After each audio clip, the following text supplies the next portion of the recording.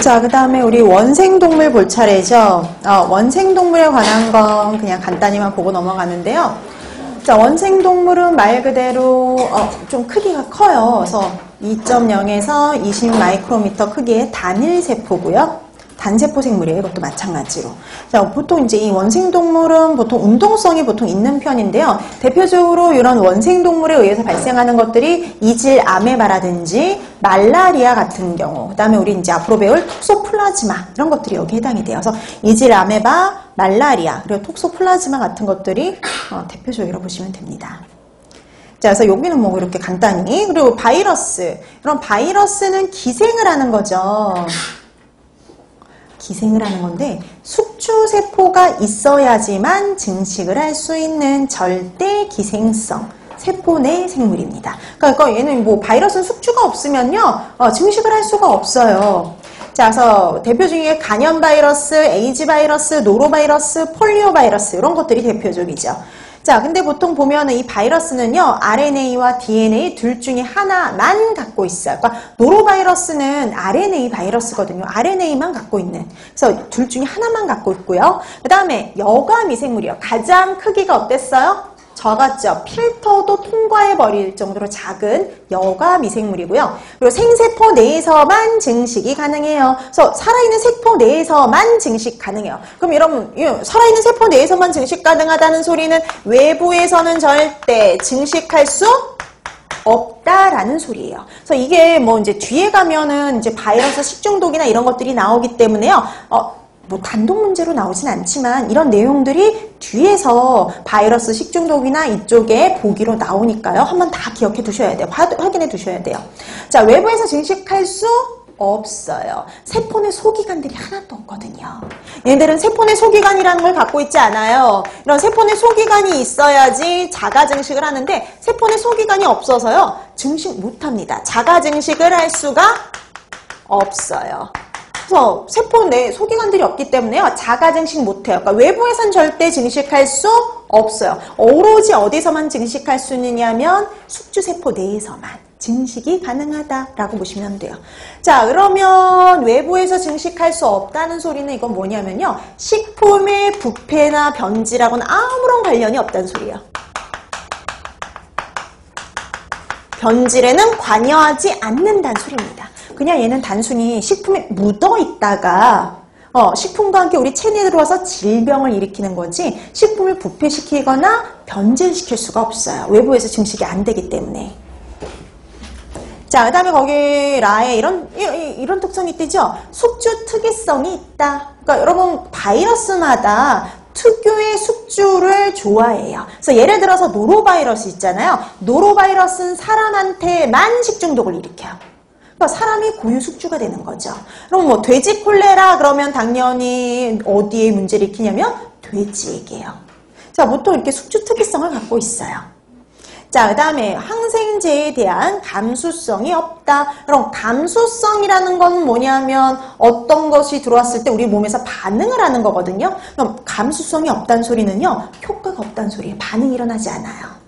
감수성이 없다. 그러면 항생제에는 효과가 없다. 이렇게 보시면 됩니다. 보통 이 항생제가 뭘 위한 거냐면요. 세균요. 세균을 없애기 위한 거기 때문에 당연히 바이러스에겐 효과가 없는 거죠.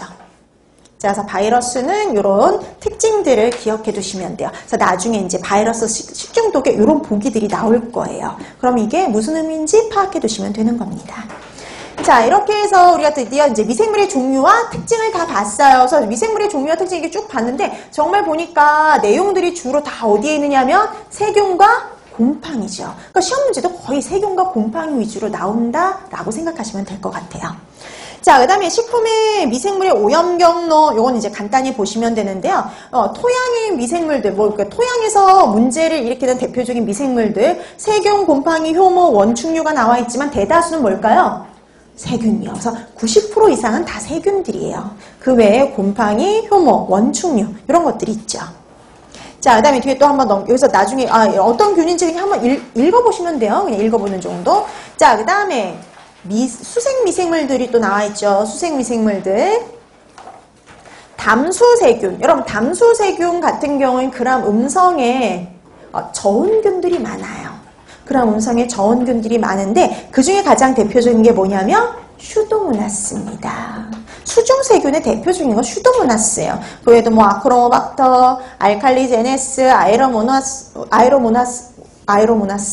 그 다음에 플라보박테리움 뭐 이런 것 등이 있지만 가장 대표적인 건 뭐냐면 슈도모나스예요. 근데 여러분 해수세균 보실래요? 해수세균? 여러분 해수에서 문제가 되는 균 보통 3%의 염농도에서 특히 잘 증식하는 누가 문제되냐면 비브리오죠. 근데 여러분 거기 보세요. 대표적인 거 비브리오 다음에 뭐 나와 있어요? 슈도모나스요. 슈도모나스. 그래서 슈도모나스 같은 경우에는 보니까 해수에서도 문제, 담수에서도 문제, 둘 다 문제가 되는 거죠.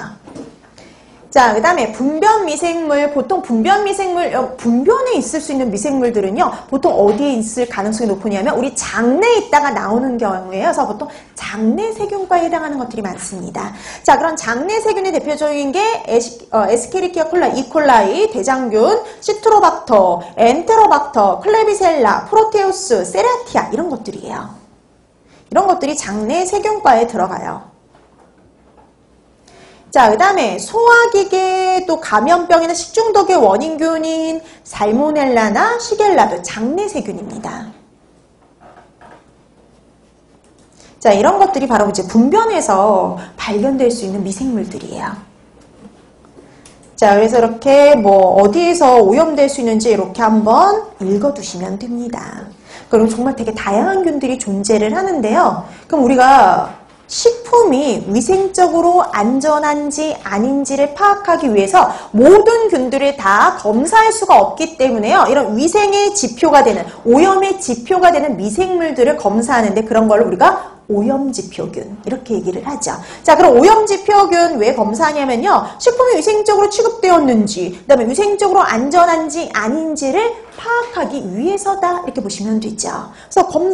그래서 오염지표균을 검사하는 거는요, 바로 식품이 위생적으로 취급됐는지 아니면 안전한지 아닌지를 판가름하기 위해서다라고 생각하시면 돼요. 자, 그럼 이런